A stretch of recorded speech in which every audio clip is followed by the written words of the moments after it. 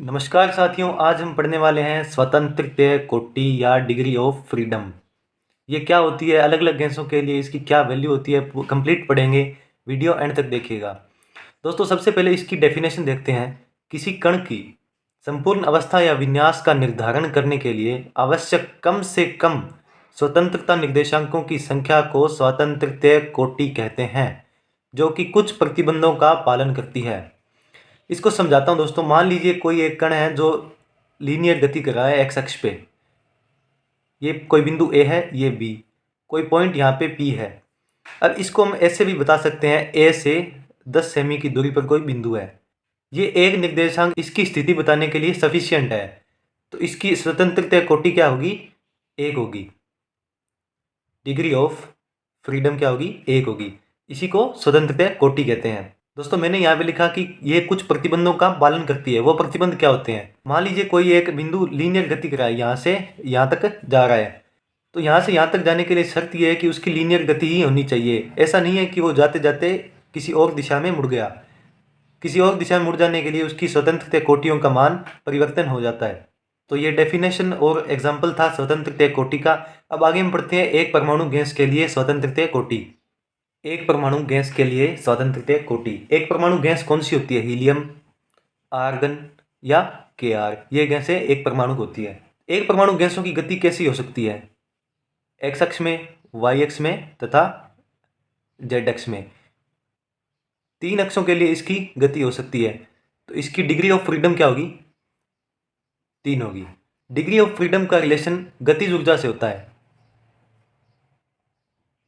गतिज ऊर्जा से डिग्री ऑफ फ्रीडम का रिलेशन होता है। इसलिए हम इसके लिए कह सकते हैं, एक परमाणु गैस के लिए 3 दिशाओं में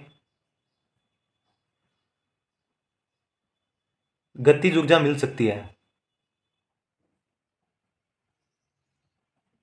आगे बढ़ते हैं द्विपरमाणु गैस के लिए। द्विपरमाणु गैसें कौन सी होती है? H2, O2, N2, ये सभी द्विपरमाणु गैस होती है। इनकी आकृति डंबलाकार होती है। ये 2 अणु हो गए H अणु, ये भी H अणु। दोस्तों, इसके लिए थोड़ा मैं बेसिक बता देता हूँ। मान लिया कोई एक ये दृढ़ पिंड है, ये किसी भी दिशा में गति कर सकता है। इसका कोई द्रव्यमान m भी होगा। द्रव्यमान होगा तो इसका कोई जड़त्व आघूर्ण भी होगा। जड़त्व आघूर्ण को हम m² से प्रेजेंट करते हैं। जड़त्व आघूर्ण की स्थिति में इसकी घूर्णन गति भी होगी। घूर्णन गति। घूर्णन गति क्या होती है? 1/2 I ओमेगा स्क्वायर। ओमेगा यहाँ पे क्या होता है? कोणीय वेग होता है। कोणीय वेग। तो अब अपने टॉपिक पे आते हैं, द्विपरमाणु गैस के लिए डिग्री ऑफ फ्रीडम। ये जो डंबलाकार आकृति होती है, ये 3 अक्ष एक्स, वाई और जेड, इन तीनों दिशाओं में ये गति कर सकती है। और मान लिया ये अगर एक्स अक्ष पे कुछ इस प्रकार रखी हुई है, तो ये वाई अक्ष के अनुदिश भी रोटेट कर सकती है, जेड अक्ष के अनुदिश भी रोटेट कर सकती है, एक्स के अबाउट भी ये रोटेट कर सकती है। लेकिन उसके लिए जड़त्व आघूर्ण का मान हमें नहीं मिलेगा, तो इसलिए हम इसको स्वतंत्रता कोटि में नहीं गिनते हैं। तो इसकी डिग्री ऑफ फ्रीडम क्या होगी? D of equals to 3 translation गति होगी इसकी, 2 रोटेशनल, तो टोटल इसकी डिग्री ऑफ फ्रीडम क्या हुई? 5। ये एक दृढ़ पिंड के लिए है। दृढ़ पिंड। अगर पिंड अदृढ़ हो तो उसके लिए क्या होगी? अदृढ़ पिंड के लिए, अदृढ़ पिंड में क्या होगा? वाइब्रेशनल गति भी होगी। ये जो डंबलाकार आकृति है वो अपनी जगह पे वाइब्रेशन भी करेगी। तो वाइब्रेशन गति के लिए 2 स्वतंत्रता कोटियां और जुड़ जाएगी। तो टोटल कितनी स्वतंत्रता कोटियां होगी? 5 + 2 = 7। तो अदृढ़ पिंड के लिए, द्विपरमाणु गैस के लिए 7 स्वतंत्रता कोटियां होगी। आगे बढ़ते हैं बहुपरमाणु गैस के लिए। बहुपरमाणु गैस कौन सी होती है? CO2, NH3, ये बहुपरमाणु गैस होती है। अब इसमें 2 प्रकार की गतियां होती है, रेखीय व अरेखीय। रेखीय के लिए हम लेंगे CO2। इसकी आकृति कैसी होती है?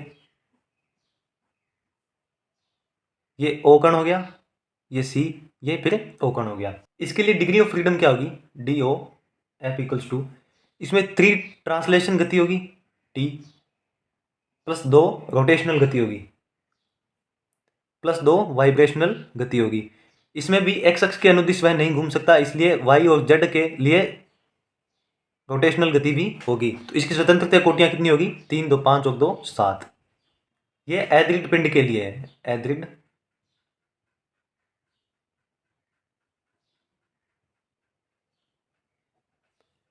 अगर दृढ़ पिंड हो तो उसके लिए क्या होगा?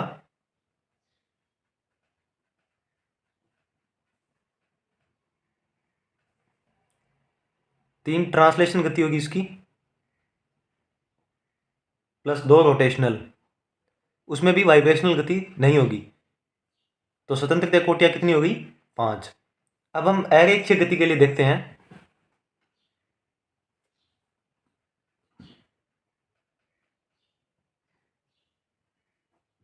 अरेखीय के लिए हम एग्जांपल लेंगे NH3 का। इसकी शेप कैसे होती है? H N, यहाँ भी H और यहाँ H। मान लिया ये x अक्ष है और ये y अक्ष है। इसमें क्या है स्पेशल, ये चीज़ है बस, इसमें तीनों दिशाओं में जड़त्व आघूर्ण मिलेगा हमें। इसकी जो रोटेशनल गति के लिए स्वतंत्र कोटियां होगी वो भी हमें 3 मिलेगी, तीनों दिशाओं में।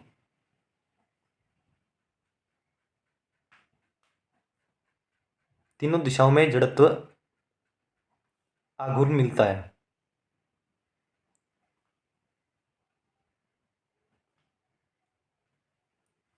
तो डिग्री ऑफ फ्रीडम इसकी क्या होगी? 3 ट्रांसलेशन गति प्लस 3 रोटेशनल गति इक्वल्स टू 6। इसमें वाइब्रेशन नहीं होता है, लेकिन अगर टेम्परेचर बढ़ाएं, ताप बढ़ाएं,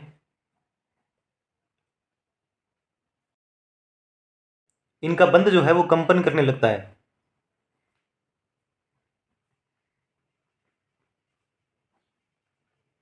इस स्थिति में स्वतंत्रता कोटियां बढ़ सकती है। इस स्थिति में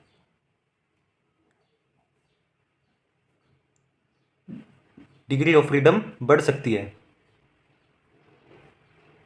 दोस्तों ये था आज का लेक्चर, स्वतंत्रता कोटियां एक परमाणु, द्विपरमाणु व बहुपरमाणु गैस के लिए। ऐसी वीडियोस और देखने के लिए आप चैनल को सब्सक्राइब कीजिएगा, अपने दोस्तों के साथ शेयर कीजिएगा ताकि वह भी जल्दी पढ़ सके, अच्छा पढ़ सके। मिलते हैं नेक्स्ट वीडियो में।